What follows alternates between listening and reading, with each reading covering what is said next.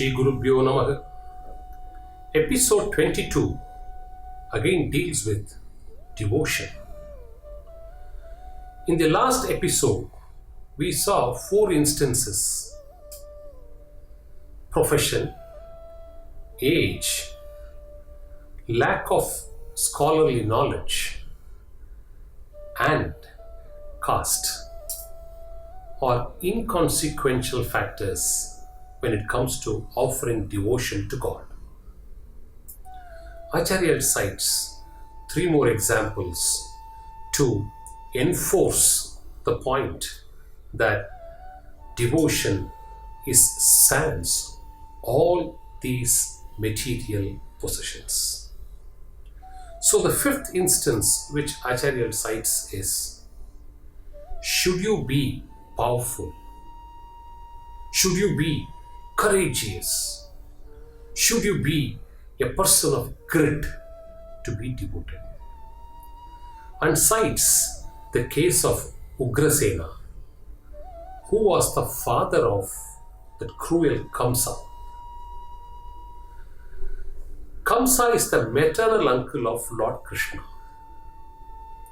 So Kamsa robbed the kingdom from his own father Ugrasena and lodged him in the prison.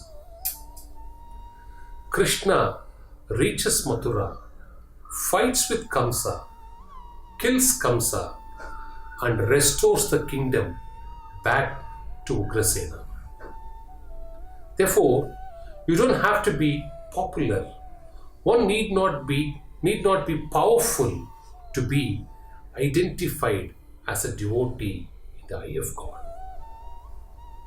Now the next case is the 6th instance which Acharya cites is: does devotion require somebody to be so charming, somebody to be very handsome, somebody to be very beautiful?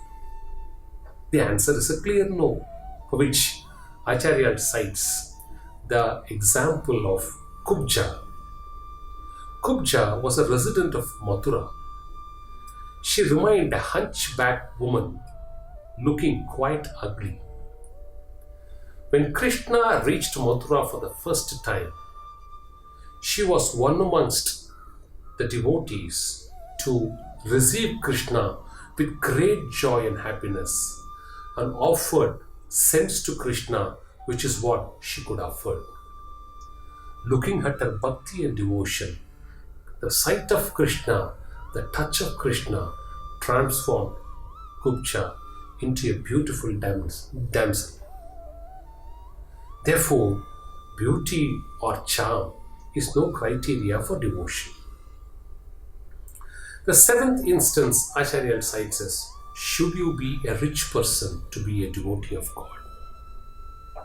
And relies on the famous celebrated story of Sudama, the great friend of Lord Krishna. Sudama was a pious Brahmin, executing his duties as prescribed by the Shastras. He lived in penury, but never gave up his worship or devotion to God. Looking at the plight of her family, Sudama's wife requested Sudama to go and meet Krishna and pray to him. Sudama used this opportunity to meet his old friend and reached his palace, while his wife gave him some puffed rice in a torn cloth, wrapped. Sudama reaches the kingdom of Krishna. Krishna comes out, embraces Sudama, and takes him into his kingdom.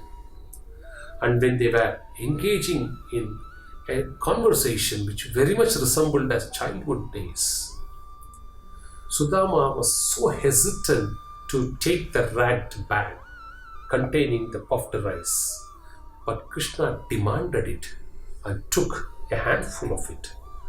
And Rukmani had to, at some point of time, stop him from doing it, because already Krishna has blessed more than in abundance to Sudama.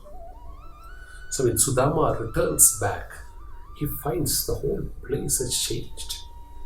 the status of his family has gone multifaceted changes, and he was, in a way, feeling it to be an illusion, but remembered that this was nothing but the grace of Lord Krishna on his family through his divine kindness and gesture. So, Acharyal reminds us that you need not be rich to be a devotee. So, Acharyal gives us 7 illustrations, and we can keep multiplying many more. But the theme of the focus is this: with worldly wise wisdom, with worldly wise knowledge, with material possessions with the world, with the worldly pride and vanity, are not the essential requirements for devotion. One who sans all these possessions indeed is a true devotee.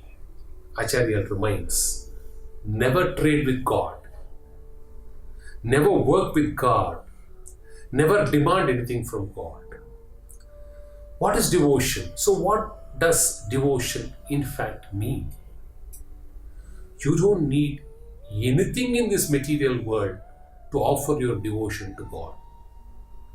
All that you need to, in fact, Mahaswamigal often says in his Anugraha Bhashanam, citing from Vishnu Shatpati, what you need to pray, and finally concludes, offer your mind. God doesn't look for anything else. The only form of devotion is, are we willing to give our mind at the lotus feet of God? He doesn't require anything else.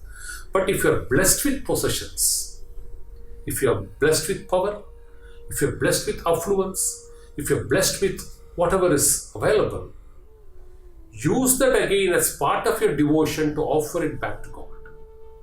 But you don't need that as a prerequisite to offer devotion. Devotion is nothing but loving God from one's own mind. Shri Guru Pyo Namaha.